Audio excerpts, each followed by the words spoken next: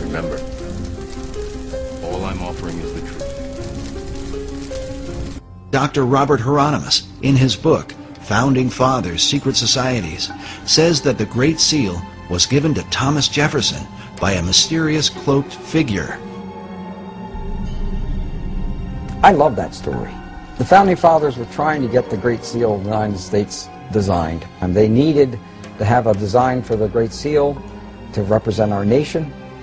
And Jefferson went outside in the night, and up came a person, an individual, who was wearing a cloak, who couldn't totally see, and he had in his hands the Great Seal of the United States. And he basically said, or this being said, you know, you're struggling over the symbol for our nation? Here it is. The account reads that Jefferson told a strange story. A man approached him wearing a black cloak that practically covered him, face and all, and told him that he, the strange visitor, knew they were trying to devise a seal, and that he had a design which was appropriate and meaningful. Jefferson, of course, looked at it, according to this story, and said, this is it. This is it. He knew it was it, and it was right. So he supposedly came running back into whatever, whether it was a tent or whatever it was, and he showed it to other individuals, and he told them about, they met this person outside. Of course, they went outside to go to find the guy, and he's gone. So supposedly we'll never find out who designed the Great Seal of the United States. While Dr. Hieronymus admits that he is skeptical about such stories, there are others who claim to believe them to this day.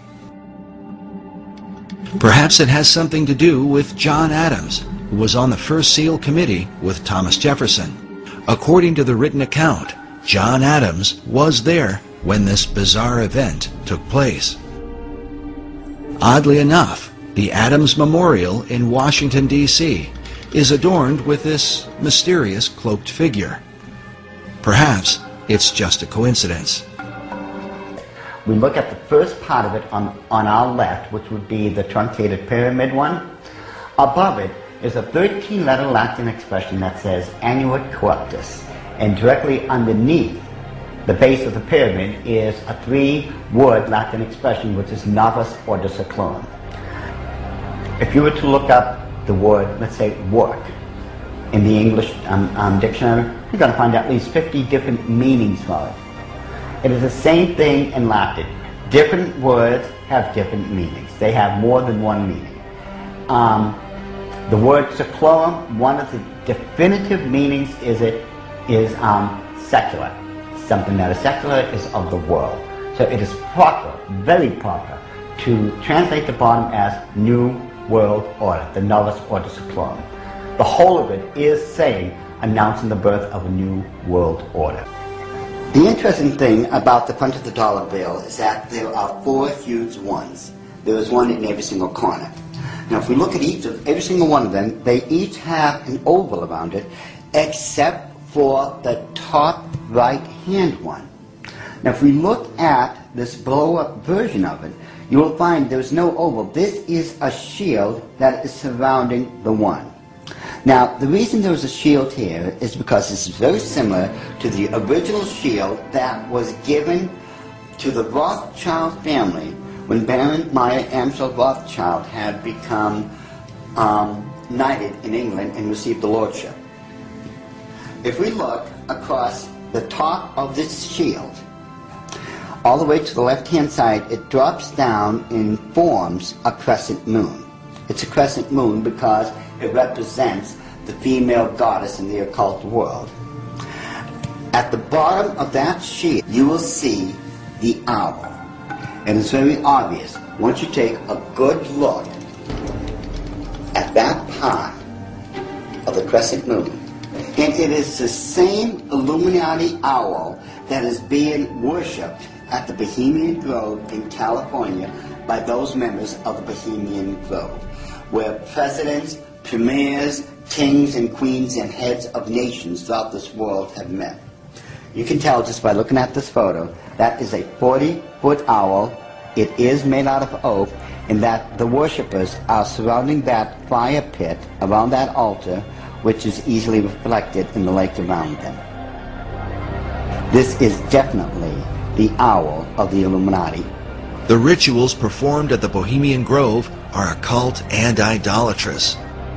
One of them, called the cremation of care, is supposed to be a mock human sacrifice, though some suggest that real killings take place. When President Nixon was there, he commented about the extreme homosexual environment at this all-male boys' club. Among other powerful American leaders who have been spotted at the Grove are Ronald Reagan, Dwight Eisenhower, Jimmy Carter, Newt Gingrich, and George Bush Jr. and Sr. But the owl seems to be a major symbol for the secret societies, as they are found repeatedly inside government buildings in Washington, D.C. And a giant owl figure is even seen in the street design, with the United States Capitol in the midst of it.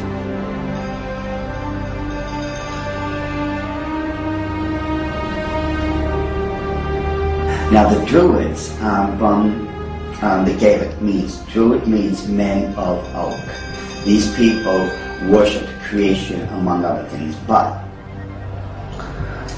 their sacred symbol was the owl, because the ancient god of magic and of the hunt was Pallas Athena. Her bird was the owl, and that owl represented wisdom, and always has. Pallas Athena was also the goddess figure who was said to inspire Sir Francis Bacon. But now look at this owl seal at the Bohemian Grove, where it says, "Weaving spiders come not here." While the line is taken from Shakespeare's Midsummer Night's Dream, could this also be a veiled reference to what seems like a spiderweb design that forms the background of the dollar bill? Notice how it's very busy. Lot of intersection diagonally lines. You can't make out what's there. But let's get rid of the background noise. Get rid of all the diagonal lines that doesn't belong there. And let's reverse the principle of Rorschach and take what's in the background and bring it to the forefront and see what's there. Because once we do that, we find out it's quite obvious that there is another Illuminati owl, and that it is perched on something that looks like an arrow. That is what they don't want you to see. Once you see this owl here, and compare it to the other one on the left-hand side of it, it becomes very obvious that this is an owl. You can now begin to distinguish beyond all that busy signals and such that they don't want you to look to.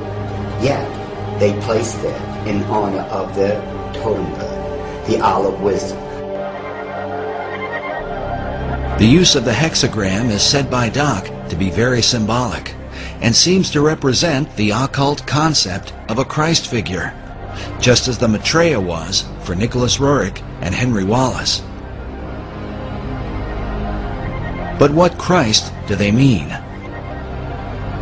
Doc believes the pattern of hexagrams in the design of the dollar bill provides the clue. If we take a look at the 13 stars directly above the head of the eagle and connect the dots, you will see where the very first hexagram is located. And if you notice that surrounding the hexagram is the 28 guidelines that make a circle. Now, inside every single point, the 6 points, is a star.